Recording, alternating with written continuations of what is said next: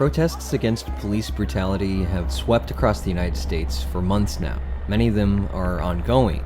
Along with those protests came unprecedented use of what are known as less lethal munitions by police against US civilians.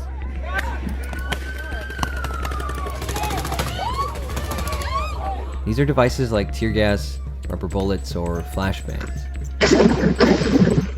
And while the less lethal munitions' purpose is to disperse protesters, in the US and abroad we've seen how they can lead to injury and even death when deployed in force.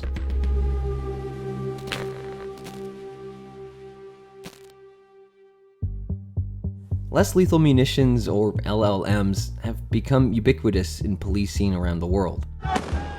In places like Iraq or Chile, they've been used to not only disperse protesters, but also to maim and kill. Misuse of LLMs has prompted outcries from groups like Amnesty International and Physicians for Human Rights, something that shouldn't come as a surprise since one of the most used LLMs, tear gas, is banned in warfare. In the US, particularly over the past few months, the use of LLMs has resulted in countless injuries to both protesters and journalists alike. And for those who are just showing up to cover or participate in protests where munitions like tear gas are used, there's also the question of what long-term health impacts they'll have. I hate fat tear gas, y'all. People were not meant to be exposed to as much tear gas as they are in Portland. I would say maybe the only part of the world that is currently getting as much tear gas exposure would be like Palestine and Hong Kong. This is Robert Evans, an investigative journalist with Bellingcat. He's been covering ongoing protests in Portland since they started and has had first-hand experience with many of the less lethal munitions being used by both police in Portland and around the United States. I have gained a certain level of expertise in riot munitions because I've had a lot of them shot at me. Tear gas, more bangs. Throughout Robert's coverage, he's managed to collect a fair amount of spent munitions that were used by police. This includes everything from tear gas dispensers to flashbangs and smoke grenades. We asked him to go through some of the munitions with us and explain what his experience has been with them. Broadly speaking, the LLMs used by police in the United States that we're looking at fall into three different categories: chemical, impact munitions, and distraction devices. The first category are things like tear gas or smoke grenades, used to disperse large groups of protesters with a chemical irritant. A number of munitions used in protests fall under this category and have names like triple chaser grenades or scat shells, which are small pucks launched out of an aluminum shell. Both were used heavily by federal police in Portland.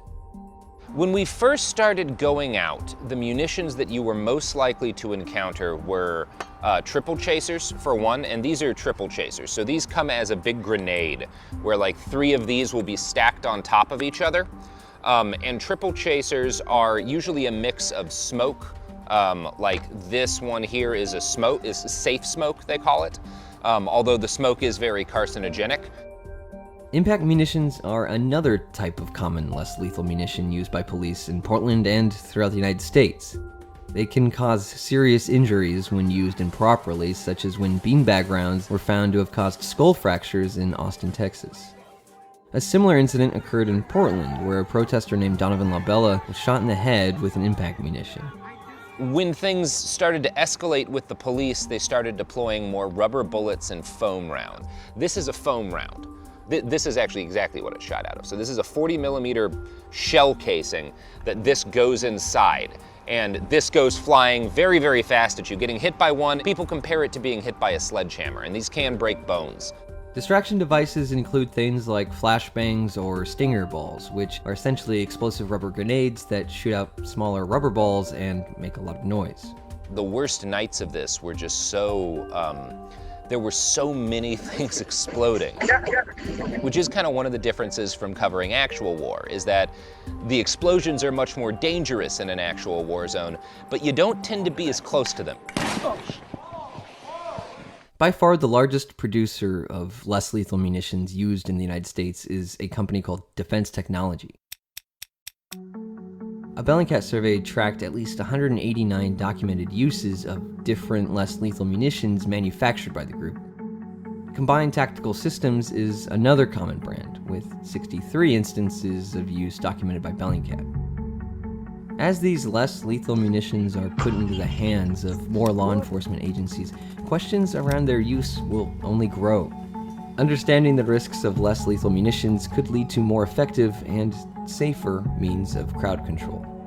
We won't really know the long-term effects of all of this stuff for quite some time, nor will we know the effects of it kind of getting washed into the water table here. It's never really been used on this scale, at least not in the United States, and so people haven't done much research into the long-term effects. This is the Portland Police Bureau. This is a civil disturbance, and we have declared an unlawful assembly.